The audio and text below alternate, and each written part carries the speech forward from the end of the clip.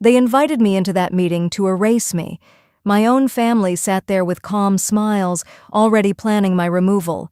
They judged me, whispered about me, and then told me to wait outside in front of everyone, as if I had no power left. What they didn't know was this: while they were celebrating my fall, every decision they were making was already meaningless. Minutes later, the room fell silent. Because I wasn't being pushed out, I was about to take everything from them. Subscribe now. This isn't a soft story. This is about cruelty, betrayal, and a revenge so clean. It left powerful people begging in silence. I walked into that meeting knowing my name was on the invitation, but feeling like my presence was a problem they hadn't planned to solve politely. The room went quiet in a way that felt practiced, not respect, control. Chairs shifted, eyes lifted briefly, then slid away. I recognized every face, not because they were important, but because they were family, the kind that shares blood, not loyalty. A few of them smiled, tight smiles, the kind that don't reach the eyes. Others didn't even try. Their expressions were already decided, already closed. I had built this company slowly, carefully, while they watched from a distance, waiting, calculating, convincing themselves that one day it would all belong to them simply because of our last name. I took my seat, but the conversation didn't slow or soften. No greeting, no acknowledgement. It was intentional. They wanted me to feel late, out of place, smaller than the room. I stayed still, my face calm, even as something inside me tightened. This wasn't a discussion, it was a performance, and I wasn't the lead. I was the target. I heard my name in whispers, followed by quiet laughter that stopped the moment I looked up. Glances passed between them, quick and confident, like signals. I had seen this before in hostile negotiations, but never among people who once sat at my family table. That realization hurt more than I expected. One of them finally met my eyes and gave a brief nod, as if granting permission for me to exist there. That's when it clicked. I wasn't invited to contribute. I was invited to watch, to be present while they rewrote my future without me. I sat back, listening, observing every detail. My heartbeat stayed steady, but my instincts were loud. Something was wrong, quietly wrong. And whatever they had planned, it wasn't small. I didn't have to lean in to hear it. Their voices carried just enough to make sure I caught pieces of what they were saying, while still pretending it was none of my business. My name slipped between sentences like something unpleasant, a mistake, a delay, a problem that needed solving. They spoke in half-phrases and coded smiles, the way people do when they believe the outcome is already settled. They thought I was weak, not because I lacked skill, but because I didn't fight loudly, because I didn't interrupt or demand attention. In their minds, silence meant surrender. They mistook patience for fear, restraint for ignorance. I could see it in the way they leaned back in their chairs, relaxed, already enjoying a victory they hadn't earned yet. As the discussion continued, the plan became clearer. They weren't here to debate strategy. They were here to remove me, to push me out quietly, cleanly, without making it look personal. A change in leadership, a restructuring, words designed to sound professional while cutting me out of everything I had built. They spoke about the company as if I were already gone, as if my presence was temporary, insignificant. What hurt wasn't just the betrayal. It was the confidence with which they believed I had no power left. They assumed I'd exhausted every option, that I'd already lost control without realizing it. In their eyes, I was outdated, soft, replaceable. They believed all they had to do was finish what they'd started, and I would disappear without resistance. One voice guided the room more than the others, a relative who had always smiled the widest and envied me the most. Every suggestion came from them. Every subtle attack carried their tone. They framed it as concern, as responsibility, as what was best for everyone. But I knew that voice. I'd heard it growing up, always calm, always convincing, always hiding something sharp underneath. I stayed quiet, letting them talk, letting them believe I didn't understand what was happening. My face gave them nothing. Inside, I was putting the pieces together. They weren't just underestimating me, they were counting on it. And that was their biggest mistake. They didn't start with shouting. That would have been too obvious. Instead, they used smiles and soft voices, the kind that pretend to be respectful while cutting deeper than anger ever could. One of them interrupted me the moment I began to speak, not sharply, just enough to make it seem accidental. An apology followed, thin and unnecessary. The message was clear. My voice wasn't welcome. When I tried again, someone laughed. Quietly. Not at a joke, at me. Another relative leaned back and said something about experience and modern leadership, words chosen carefully to imply I had neither. They brought up old decisions, framed as concerns, dragging my past into the room like evidence in a trial I hadn't agreed to attend. Each sentence was polished, rehearsed, designed to sound reasonable while tearing me down piece by piece. I could feel eyes on me now, not curious, judging. Watching to see how I'd react, waiting for cracks. They spoke over me freely, correcting things I hadn't even finished saying. One of them summarized my own work back to me poorly, then looked around for approval. A few nods followed. That hurt more than the words themselves. What made it cruel wasn't just the disrespect, it was how public it was. Nothing whispered anymore. Every doubt about me was placed on the table like fact. They questioned my decisions, my authority, even my right to sit there. And all of it was done calmly, professionally, as if humiliation were simply part of the agenda. I realized then that this was intentional. They wanted me small, unbalanced, defensive. If I argued, I'd look emotional. If I stayed quiet, I'd look weak. It was a trap built by people who knew exactly how to hurt me without ever raising their voices. My hands rested still in front of me. I kept my posture steady. Inside, something cold settled in. Not fear. Clarity. This wasn't a misunderstanding. This was an execution, dressed up as a discussion. They weren't testing me. They were displaying me. And the more they pushed, the more certain I became that they believed this was already over. They were wrong. The room didn't explode. It tightened. Voices lowered, glances sharpened, and then came the sentence they had clearly rehearsed. It was delivered calmly, almost kindly, which somehow made it worse. One of them looked at me, not with anger, not with doubt, but with certainty. The kind that assumes authority without earning it. They said it would be better if I waited outside for a moment, just for clarity, just to let the others finish a few things. There it was. The final insult. Not hidden, not softened. Said clearly enough for everyone to hear. No one objected. No one shifted uncomfortably. A few avoided my eyes. Others watched closely, like spectators waiting to see if I would break. I felt it then, not embarrassment, not shock, but the sharp awareness of how far they were willing to go. This wasn't about efficiency or order. This was about power, about reminding me, publicly, where they believed I belonged. I stood slowly. Every movement felt measured, intentional. I could sense security watching from the edge of the room, already alerted. That detail stayed with me. They hadn't just planned this moment. They had prepared for it. They wanted witnesses. They wanted control. As I walked toward the door, I heard a quiet breath of laughter behind me. Not loud enough to challenge, just enough to sting. I didn't turn around. I didn't say a word. Silence was the only response that didn't give them what they wanted.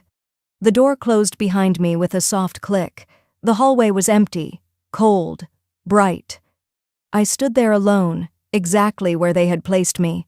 Outside the room, outside the decision, outside the future they were designing without me, and yet, standing there, something unexpected happened. The pressure lifted. The humiliation stayed behind that door. Out here I could think. Out here I could breathe. They believed this moment proved their strength. They believed removing me from the room removed my power. They were wrong, because as I stood there, listening to their muffled voices continue without me, I understood something clearly for the first time. This wasn't the end of my authority. It was the moment they exposed their desperation. People don't push someone out unless they're afraid of what that person can still do. I waited, calm, silent, not because I had no choice, but because I did. Standing there in that quiet hallway, I let them believe the story they'd written about me, that I was stunned, that I was finished, that being asked to step outside had stripped me of whatever authority I once had. Inside that room, they were probably congratulating themselves already, mistaking my silence for defeat. What they didn't know was that I had learned long ago to prepare in silence. Months before this meeting, I had sensed the shift, the sudden interest, the forced concern, family members who had never cared about the business asking too many questions, requesting access they didn't need. I hadn't confronted them. I hadn't warned them. I had simply listened, watched, documented, and quietly moved pieces into place while they underestimated me. They didn't know about the decisions I'd made when no one was watching. The agreements signed in rooms where my name wasn't whispered, but respected. The authority I'd secured without announcements. I had learned that real power doesn't arrive loudly. It settles quietly, then waits. They thought I'd lost control because I stopped fighting them openly. They believed I'd grown tired, soft, distracted. What they failed to understand was that I stopped reacting because I no longer needed to. Every move they were making now was late. Every plan they were celebrating had already been accounted for. I leaned against the wall and closed my eyes for a moment, not to escape, but to focus. Inside, my mind was calm, steady, clear. I replayed every conversation, every look, every calculated insult, not with anger, with precision.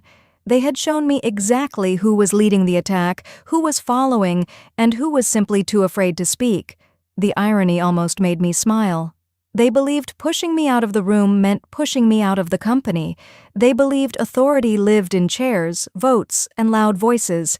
They didn't understand that the foundation had already shifted beneath their feet. I checked the time. Not because I was nervous, but because I knew what came next. The longer they talked without me, the deeper they were sinking into a decision that would soon unravel. Out there, alone in that hallway, I wasn't waiting for permission. I was giving them time to finish making the biggest mistake of their lives. I wasn't in the room, but I didn't need to be. I knew how they operated when they thought they had won. Confidence would turn careless, voices would grow louder, caution would disappear. People who believe they're untouchable always rush the ending. Through the door, I could hear it. The shift. Laughter, no longer restrained. Someone speaking too fast, too proudly. They were celebrating before the result was final. I imagined them leaning back in their chairs, convincing each other that removing me had been the hardest part. Now all that was left was paperwork, formalities, signatures. They began speaking freely, too freely.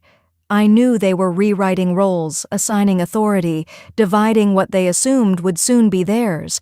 They talked about the company as if it were an object already placed on the table, waiting to be claimed. Not once did they question whether they still had the right to make those decisions. That was their mistake. They assumed the room itself gave them power, that as long as they were inside and I was outside, control had shifted. They believed urgency worked in their favor. The faster they moved, the less time there would be for anything to go wrong. They didn't pause to verify. They didn't slow down to confirm. They trusted each other, people bound by ambition, not loyalty. I knew exactly who would push them forward. The same relative who had guided the conversation earlier. The same voice that always framed risk as courage and recklessness as leadership. That voice would insist they finalize everything now before doubt could enter the room. And the others would follow, relieved to let someone else take responsibility. They didn't realize that every decision made without me present carried no weight, that every confident signature meant nothing, that the structure they were so sure they controlled no longer stood the way they thought it did. I could almost see it, the moment when someone hesitated, asked a quiet question, and was brushed aside. Doubt doesn't disappear in groups. It gets silenced. And when that happens, mistakes multiply. I stayed where I was, listening, patient, letting them lock themselves into choices they couldn't undo. They thought pushing me out had weakened me. In truth, it had freed them to expose everything I needed to see. Inside that room, they weren't securing their future. They were documenting their downfall. The door opened sooner than I expected, not because they were ready, but because something had gone wrong. I could tell by the way the voice sounded when my name was called. It wasn't confident anymore. It was careful, controlled, the kind of tone people use when they realize they may have miscalculated. I walked back in without rushing. Every step felt steady, deliberate. The room looked different now, not physically, but emotionally. The air was heavier. Conversations stopped the moment I entered. Chairs that had been relaxed were suddenly upright. Smiles disappeared. Eyes avoided mine, then returned quickly, searching my face for clues. Something had shifted, and they felt it. The relative who had led the attack earlier didn't meet my eyes this time. Their confidence had thinned, replaced by irritation they tried to hide. Papers were spread across the table, too many of them. People don't pull out that much documentation unless they're trying to fix something that's already cracked. I took my seat without being asked. No one stopped me. That silence said more than any apology could have. Someone cleared their throat and began explaining, slowly, carefully. They talked about timelines, assumptions, technicalities, words stacked on top of words, hoping to bury the truth underneath. I listened without interrupting, letting them fill the space with explanations no one had requested. Then I noticed it. The small detail that told me everything. A document pushed slightly out of alignment. A signature missing where it shouldn't have been. A glance exchanged between two people who suddenly understood the same problem at the same time. Their plan had depended on speed, on pressure, on keeping me out long enough to force decisions through. But in their rush, they'd overlooked something essential. They had assumed I was no longer necessary. They had assumed wrong. The room was quiet now, not tense, uncertain. They were waiting. For anger? For protest? For emotion? Something they could react to. I gave them none of it. I spoke calmly, clearly. Just enough to point out what they had missed. I didn't accuse. I didn't threaten. I simply stated facts they could no longer ignore. With every sentence, the color drained from a few faces. One person leaned back slowly, as if the weight of realization had finally reached them. They had spent the entire meeting trying to remove me, and in doing so, they had reminded themselves exactly why they couldn't. The power in the room didn't explode. It shifted, quietly, completely, and this time, it settled where it belonged. They were still trying to recover when I spoke again, not louder, not sharper, just clearer. That's the thing about truth. It doesn't need volume. It only needs space. And suddenly, I had all of it. I told them there was something they needed to understand before the meeting went any further. A pause followed. No one interrupted this time. No one smiled.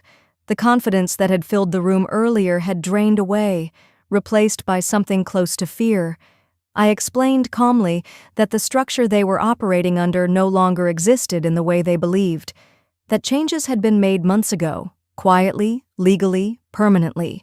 I didn't list details at first. I let the uncertainty do its work. People shifted in their seats. Pens stopped moving. Someone glanced at the documents again, this time with panic instead of pride. Then I said it plainly. The authority they were trying to vote away wasn't theirs to touch. The decisions they thought they were finalizing required my approval, not as a courtesy, not as a formality, but as a requirement. Without it, nothing they'd discussed held any weight. One of them laughed nervously, not because it was funny, but because they hoped it was. Another asked a question they already knew the answer to. I watched the realization spread slowly, unevenly, like cracks forming in glass. Some understood immediately. Others resisted it, clinging to assumptions that had protected their arrogance until now. The relative who had led the attack finally spoke. Their voice was careful, almost gentle. They asked when these changes had happened. I met their eyes for the first time that day and answered without hesitation. Not recently, not in reaction to this meeting, long before they believed they needed to move against me. That was the twist they hadn't planned for. They had built their strategy around the idea that I was always one step behind, reacting, adjusting, defending. They never considered that I might have been ahead the entire time, that while they were watching me, I was watching them more closely. Silence returned, heavier than before. Not because there was nothing left to say, but because everything that mattered had already been said. They had underestimated me in every possible way, and now they were sitting in the consequences of that mistake. I didn't smile. I didn't celebrate. I simply waited, because now they were the ones who had nothing left to do but listen. I could have ended it there. I could have let the silence stretch and walked away with quiet victory. But what they had done wasn't just strategic. It was personal. It was calculated cruelty. And I had learned something important about power. If you don't define the ending, someone else will try to rewrite it. So I continued. I addressed the room without raising my voice, without emotion clouding my words. I reminded them of the way this meeting had started, the looks, the interruptions, the decision to remove me from the room as if I were an inconvenience instead of the foundation. I didn't accuse them directly. I didn't need to. I simply described the sequence of events as they happened. Facts have a way of feeling cruel when there's no excuse left to hide behind. Then I began to act. I explained which agreements would no longer move forward, which partnerships were being dissolved, which leadership roles would be reevaluated, effective immediately. Names weren't shouted. They were spoken clearly, carefully, one by one. Each word landed with precision. Chairs shifted. Breathing changed. Someone tried to interrupt me and stopped halfway through the sentence, realizing they no longer had the authority to do so. The relative who had led the attack went still. I turned to them last. I explained that trust, once broken at this level, doesn't heal with apologies. That influence built on manipulation collapses the moment it's exposed. I didn't remove them with anger. I removed them with certainty. That, more than anything, broke them. This wasn't revenge fueled by rage. It was correction, alignment. The removal of people who believed cruelty was a strategy and arrogance was strength. I wasn't humiliating them the way they had tried to humiliate me. I was doing something far worse in their eyes. I was making them irrelevant. No shouting followed, no dramatic exits, just quiet understanding settling across the table. They had pushed too far, misread the moment, and underestimated the person they believed they could control. I paused when I was done. Not for permission, but to let it sink in. They had asked me to wait outside. Now they were the ones sitting still, powerless, watching the future move forward without them. And for the first time that day, I felt something close to satisfaction. Not because I had won, but because I had ended it on my terms. I let the silence breathe, not to be dramatic, but because endings deserve space. Faces around the table were frozen between disbelief and calculation, searching for a way back into control that no longer existed. They were waiting for mercy, for a pause they could turn into negotiation. I gave them neither. I stood, not abruptly, just enough to change the balance of the room. When I spoke again, my voice was steady, almost gentle. I told them there would be no revisiting what had been decided today. No follow-up meetings to soften the outcome, no private conversations to reshape the narrative. This wasn't punishment, it was consequence. I reminded them, calmly, of the moment that defined everything, the request that had been made in front of everyone, the one that revealed how easily they dismissed what they didn't understand. I didn't repeat the words exactly. I didn't need to. They remembered. I could see it in their eyes. Then I said the line that ended them. I told them that power doesn't vanish when you step out of a room. It vanishes when you forget who built it. That asking me to wait outside hadn't diminished me. It had exposed them. And exposure, once it happens at this level, is irreversible. One of them tried to speak. I raised a single hand. Not aggressively, just enough.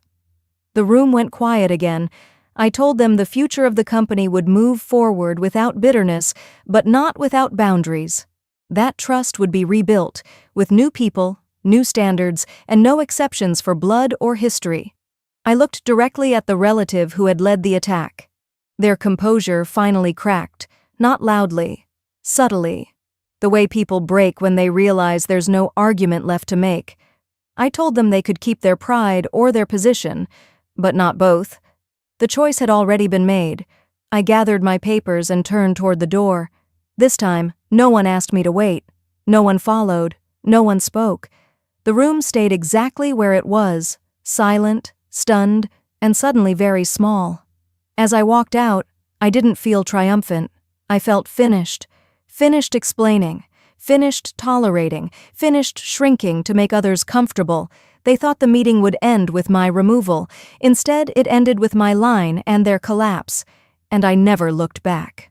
When I walked out of that room, I didn't feel light. I felt clear. There's a difference. Victory doesn't always come with relief or joy. Sometimes it comes with understanding, sharp, permanent, and impossible to unlearn. That day taught me that power isn't loud.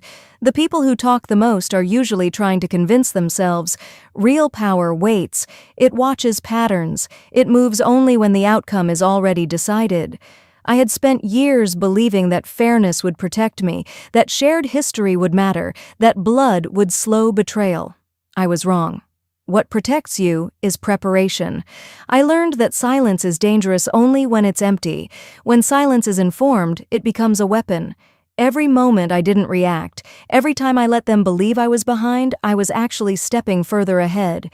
They mistook my restraint for weakness because they had never learned how to control themselves. I also learned something harder, about cruelty. Cruelty doesn't always look like anger. Sometimes it wears calm faces and professional language. Sometimes it hides behind what's best and moving forward. And the most damaging cruelty comes from people who believe they're entitled to you. That meeting taught me to stop explaining myself to people who had already decided not to understand, to stop offering softness where there was no respect. Strength doesn't mean becoming cold, but it does mean becoming precise. Most of all, I learned that you don't owe access to anyone who treats your value as negotiable. Not family, not colleagues, not history. If someone needs you smaller to feel powerful, they don't deserve proximity to your future. I didn't walk out of that room changed. I walked out confirmed. And that certainty, quiet, grounded, unshakable, was the real win. Thank you for listening to this story until the end. Hopefully every moment, every detail in the story has brought you emotions, thoughts, and maybe a little joy or motivation. Thank you for spending time with us, and hope that the next stories will continue to accompany you and touch your heart.